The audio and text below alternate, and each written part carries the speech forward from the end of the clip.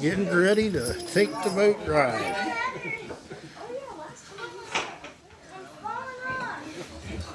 Watching him hook up the lines.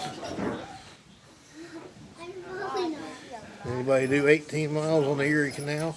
Yeah, there's a lot of growth in here.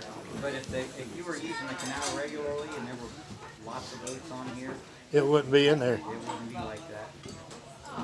In fact, it was like this when I was in 6th grade and come here. It was still weedy. Does Tom know Andy's down there? Okay. Anyone need to be surprised? All right. Well, welcome to the General Harrison. Nice to have everybody with us. This is our opening weekend. Normally, a person asked a question here a couple of minutes ago. Normally, our session is Thursday through Sunday, but because of the calendar, we decided to go ahead and open to the public yesterday and today.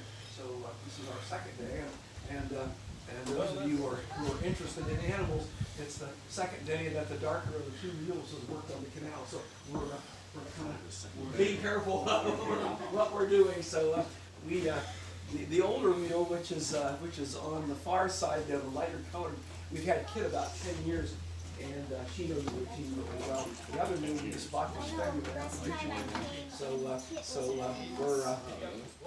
we're making sure that she makes all the moves. That's what she has to do.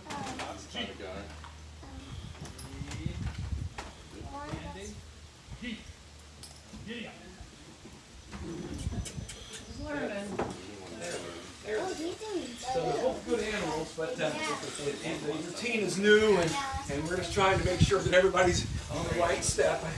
I jokingly said we have to make sure all three asses get their act together, and then we'll be all set. So that's how that works. If you're not familiar with the site, we call the boat the General Harrison, and the reason it's called the General Harrison is there was a long and friendly relationship between William Henry Harrison and Colonel John Johnston. There's the line going out. Making sure that Tom gets there's the message. There we go. Good job. All right. So that's got that a little tug sometimes catches us by surprise. So just making sure everybody's on the right page with all that. So there are a couple of times in the men's lives that they were involved in major projects. The first major project is when they meet, which is in 1793. They're both a part of the activity of what in high school we called Mad Anthony Wayne. And that happens in about 1793 and 1794. Harrison's a little older than Johnston. Johnston's just a kid when he's out working here on the frontier and kind of coming out for the first time. But they're both a part of that activity, which ends in the Battle of what's called Fallen Timbers up near Toledo in Miami, Ohio. And sometimes that's called the last and final battle with wooden Indians in this part of the world. So interesting accomplishment there. And then during the War of 1812, Harrison gets appointed to be the general of the Western Army of the United States. And strangely enough, the papers from Washington, D.C., which appoint him the general, actually come in here to the site. And John Johnston, who's moved the Indian Agency here to Piqua, presents him the papers. It says, congratulations, you're now the general of the Western Army of the United States for the duration of the war. And so it's an interesting time in the men's lives. And then during the canal period, both Johnston and Harrison are big canal people. There were other kinds of interest, but they're both big canal people. So in 1837, when this portion of the canal opens up, Mr. Harrison comes up from his home. He's in retirement at that point, and he's living in a place called North Bend, Ohio. If you know where the Ohio-Indiana border hits the Ohio River, there's a big bend in the Ohio River, and that's called North Bend. And that's where Harrison's ancestral, but it's territorial. And by the way, that's the location of the Harrison burial tomb. So if you're interested in that period of history, you can go down to North Bend and a couple places, Cleves. Those are all family names for the Harrison family. So Harrison comes out of North Bend and comes to Piqua and Troy and Miami County, and this section of the canal opens up on July 4th weekend of 1837. So Harrison comes up, and he's the featured speaker in a number of locations along. Of course, the final saga of the life between the two really occurs with the presidential election of 1840. You may remember that Harrison had tossed his hat into the ring, so to speak, on a couple of occasions. But 1840, after a number of party votes, he gets selected to run for presidency. And you remember that they couldn't find a Whig to run with Harrison, so they picked somebody who's kind of supportive, but he's not really a Whig, and we called the campaign after his last name. Tyler. Anybody remember? And Tyler, Yep. John Tyler, the junior senator from Virginia, and he runs with Harrison. They win the election, and unfortunately, Harrison catches pneumonia, probably at the inauguration, and dies only 30 days later. So it's an interesting saga in the lives of the two men, and probably intertwined a little bit. So interesting kind of saga. This is an actual section of the Miami and Erie Canal. This section is laid out by surveyors the first time about 1835, and laid out is not a real complicated process. They're basically putting a center mark down through here, and they're saying this is going to be the middle of the canal. And so once they get that done, then they start letting contracts. And first contracts go out for a group of workers that we call cutters and grubbers. The cutters and grubbers are clearing trees and bushes. They're trying to get as much as the debris out of the way so the actual digging can come in and get that done. River is right. Yeah, the Great Miami River is just over the bank here. Most of the canals in Ohio, now not every mile, but most of the miles in Ohio are really very close to a river. And then the towpath, which where our animals are walking, is really the dike that keeps the water in the canal, because without that it would run down. The Great Miami River over here is probably 10 to 12 feet below the level that we're riding right now. You can see it through the trees here on occasion, and of course our mules are looking over trying to make sure they're all safe and everybody's good with that. So yeah. They just pack clay in. Well, what happens is that they put rock in there, and then most of the clay work really is done in places where they have leaks. And so when the canal is dug, in this section and all through Ohio, we really steal the dimensions from the state of New York. The state of New York builds the Erie Canal from 1817 until 1825. And so New York kind of gets crazy for pushing Ohio in the canal building, because the big fear was that if we didn't do something, all the things that are kind of starting to come out of the Great Lakes area are going to go right straight across Lake Erie, right to Buffalo, New York, and they're going to skip Ohio. And we didn't want to be skipped. We wanted things to skip through Ohio. We wanted commerce, and we wanted people to come to Ohio. Some people don't realize that when Ohio becomes a state in 1803, we said we met the minimum population requirement. The minimum population requirement for statehood was 60,000 people. Now, we have had fourth graders on the boat here for the last month, and it seemed like forever. We've been having the last month and a half. And I tell kids, if you ever watch Ohio State play football on a Saturday afternoon, take half of the people out of that stadium, and that's the whole population of Ohio in 1803. So Ohio's one goal is to increase population. Of course, the other goal is to try to increase commerce. And so we're trying to help people who live in the middle part of the state get their things out to larger places for commercial purposes. It's a profit-driven motive for sure. Now, do you have to keep adding water to the canal down here? Yeah, we do. And what happens is this site officially became a site in about 1969. And when we cleaned the canal out, we actually cut it off on the north and south. And so we have to have a water source. And the water source is coming out of the lower building down here in Springfield. And we get about 10 to 12 gallons of water a minute. And then we have some runoff and some other kinds of places to join us. But that's our largest source of water right now for the canal. And we're up. It's been raining here, it seems like forever. And by the way, as you pass the house, if you think it's an accident that the canal comes through Colonel Johnston's backyard, he was one of the first 5 commissioners appointed, and he's very much involved in the direction the canal goes. A lot of fighting on occasion. Some towns wanted the canal, and other towns didn't. It's a lot of kind of fighting over the canal. And the canal comes right through his backyard.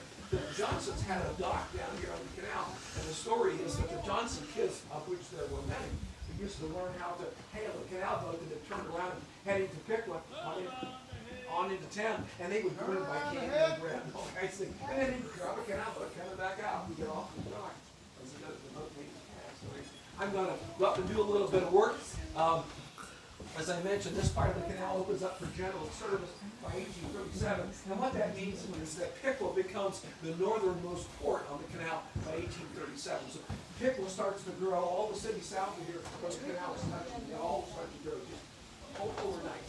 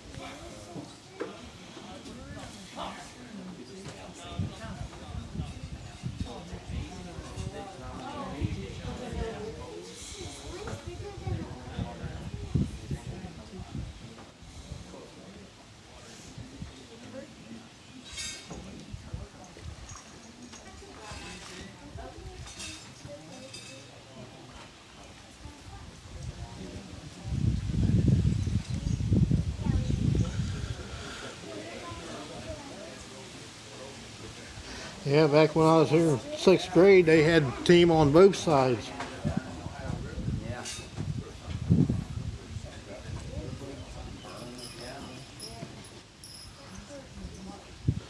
In fact, they had 2 on each side because they would switch it. A lot of years, many years, they've only had one out here. It goes a little bit faster too. Yeah, but they actually had 2 that just went so far, and then they switched them out and did it on the way back too.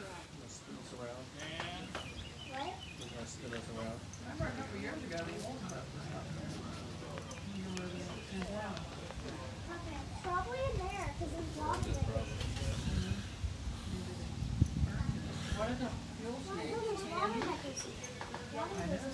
Rudder man's turning pretty good up there.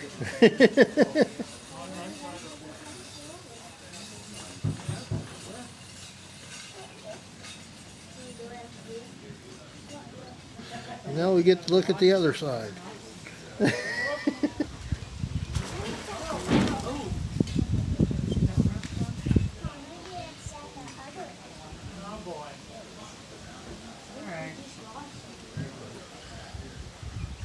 Now we're on our way back.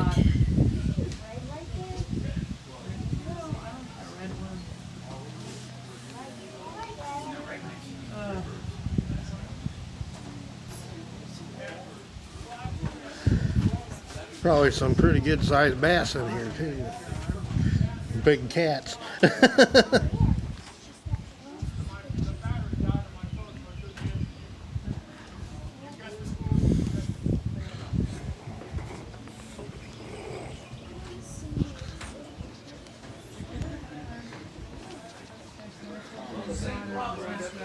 Water systems in Ohio, like I said, through the summer, we have the razor drill foil, drills up and it catches on ropes and we have some issues with that. So the obvious question is, if you didn't notice that we're now going uphill.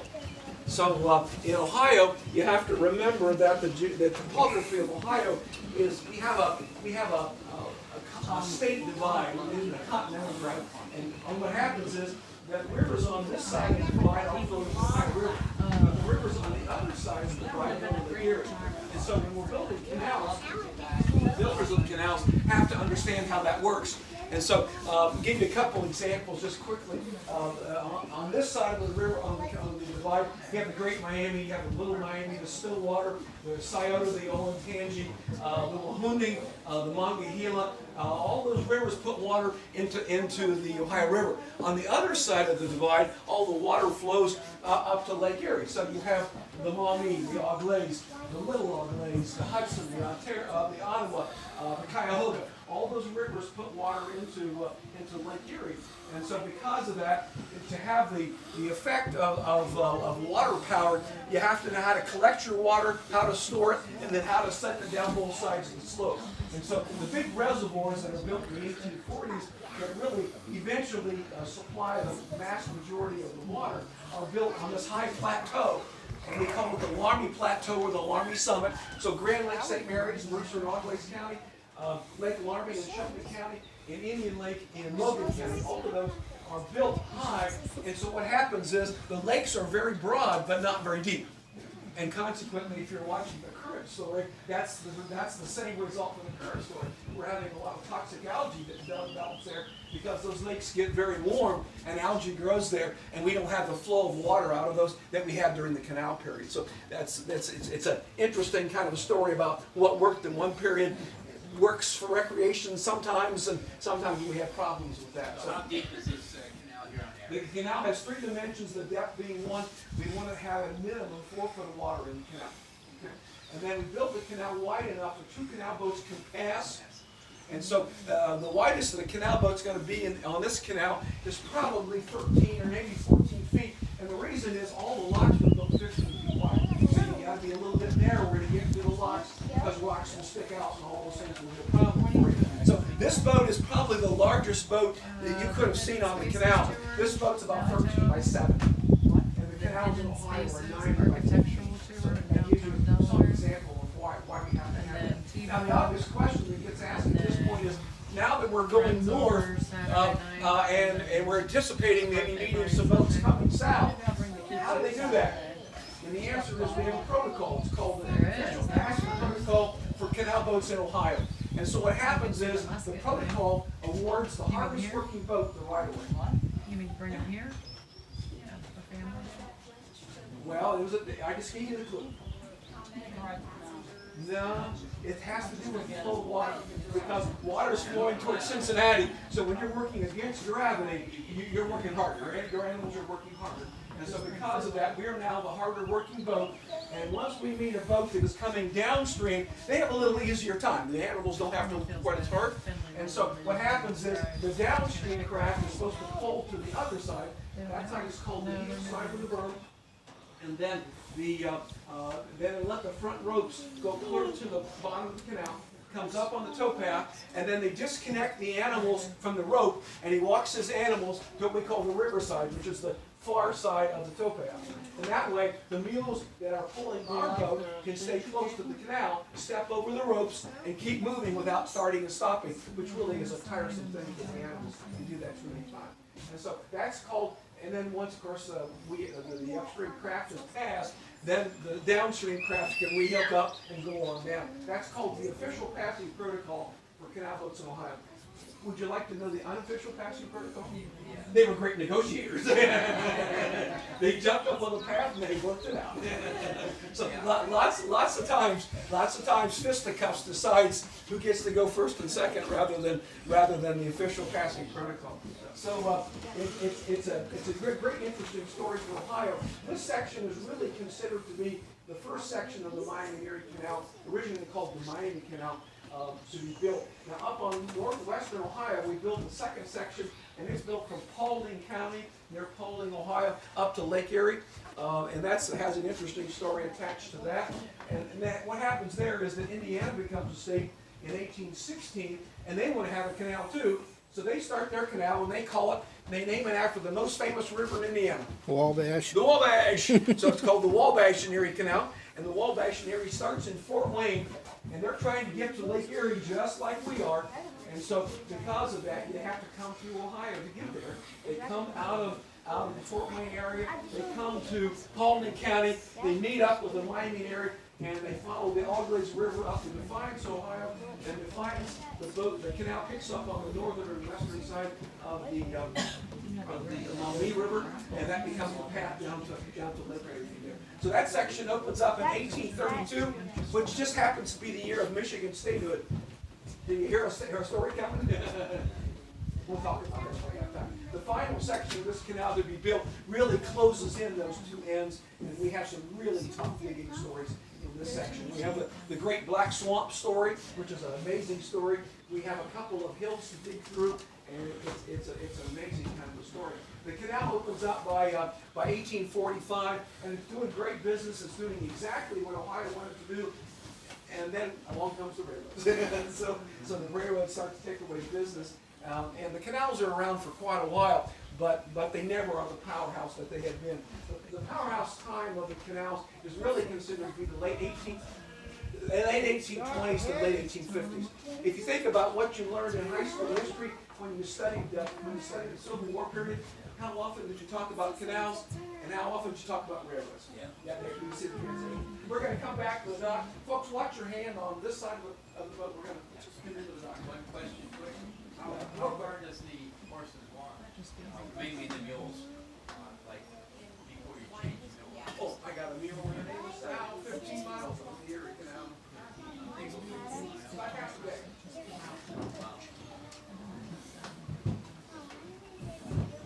It says watch your hands over the rail, cause it's gonna come up on the dock and like come into it, and you don't wanna pinch somebody's fingers.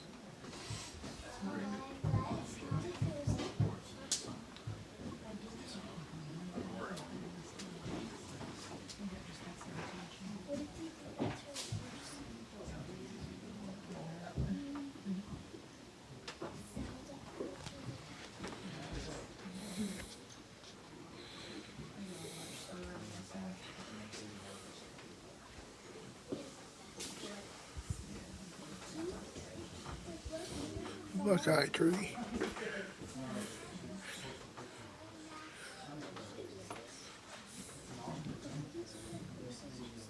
Watch fingers.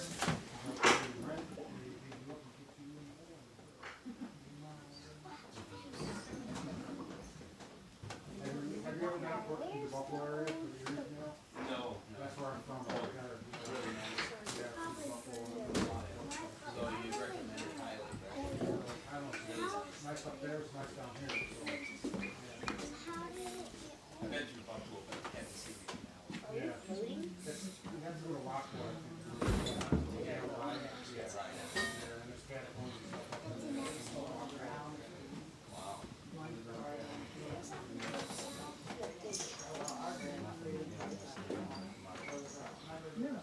We saw a black snake yesterday. He stepped on a snake yesterday. Great.